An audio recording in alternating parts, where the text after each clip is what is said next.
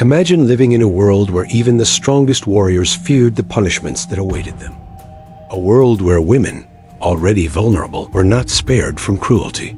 In fact, they often faced humiliation designed to break their spirit in front of entire crowds.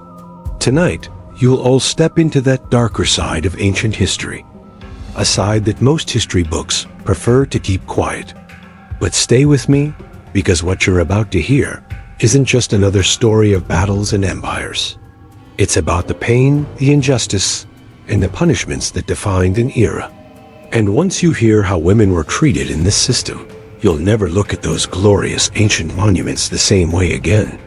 We often think of Rome, Greece, and other great civilizations through their grand temples, glittering forums, and legendary leaders. But behind this shining surface lay shadows. Shadows where the weak, the enslaved, and especially women, lived under constant fear of punishments that had little to do with justice and everything to do with power. Women in particular carried a heavy burden.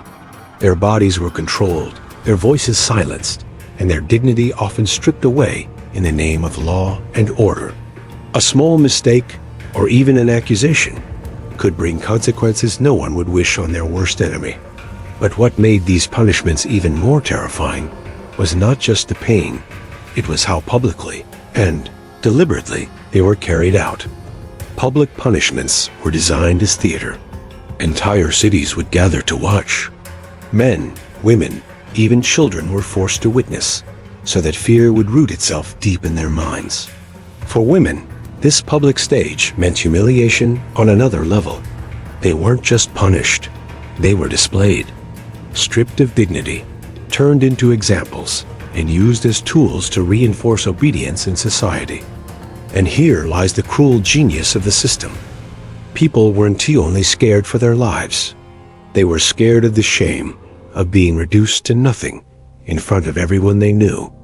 But if you think these scenes were rare, you'll be shocked to know just how common they became in the daily life of an empire. The most feared arena of all was, of course, the amphitheater. We often picture gladiators battling in honor, but the truth is far uglier. The arena was also a place for punishments, executions, and displays of cruelty that blurred the line between justice and entertainment. Sometimes, women accused of crimes were thrown into the arena alongside animals, not necessarily to fight, but to be humiliated, to show that no one, not even a woman, could escape the law. Imagine the crowd roaring, not in sympathy, but in excitement, as fear was turned into a spectacle. And this wasn't just about the accused. It was a message to every woman sitting in that audience. This could happen to you. But why were these punishments so extreme? The answer lies in control. Ancient rulers knew that fear was the most powerful weapon. Soldiers could fight battles. Walls could defend cities, but only fear could truly control millions of people at once. Women were especially targeted because controlling them meant controlling families, traditions, and the very fabric of society. By punishing one woman in public, rulers could silence hundreds more in private. And the methods they used to send this message were chilling, even without spilling a single drop of blood. One method was social exile. A woman accused of disobedience or betrayal could be cut off completely. No family, no community, no protection.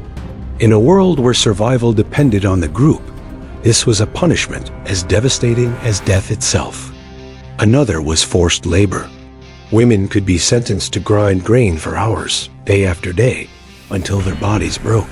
This wasn't just punishment, it was slow destruction, disguised as work.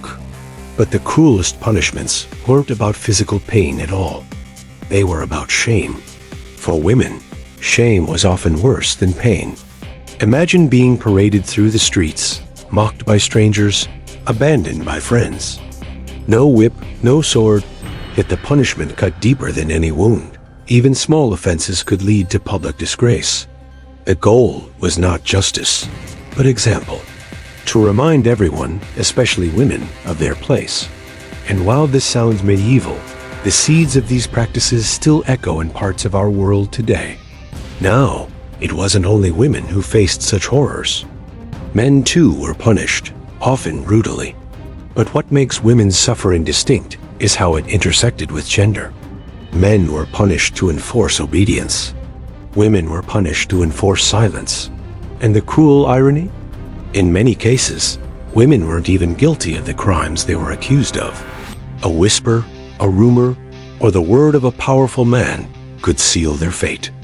And sometimes, the punishment was worse than the crime itself, if there was ever a crime to begin with. Consider this. In Rome, a woman accused of adultery could face banishment, her property seized, her children taken away. Meanwhile, men in power indulged in the same behaviors without consequence. Justice wasn't blind, it was brutally selective. The very laws written to protect morality were in fact tools of control. A double standard so sharp, it destroyed lives without hesitation. But as harsh as the laws were, it was the culture of fear that truly broke people down. Crowds played a role too. Punishments weren't carried out in silence. They were a spectacle. The roar of the crowd, the mocking laughter, the judgmental stares, all of this amplified the suffering. For a woman, standing alone in that sea of faces, the punishment wasn't just about the sentence. It was about being reduced to an object of ridicule, a lesson taught at her expense. And here's the most unsettling part. People didn't just accept this cruelty, they celebrated it. So the next time you admire the grand arches of Rome or the stories of ancient empires, remember the hidden truths. Behind every monument stood countless lives broken by fear and punishment. And among them, countless women, silenced, humiliated, yet never fully erased. Their suffering shaped the world just as much as the emperors and generals we read about. Because history is not only about power, it is also about pain. And when we uncover these stories, we give voice to those who were forced into silence. And maybe, by remembering them, we can ensure that cruelty disguised as justice never again becomes entertainment.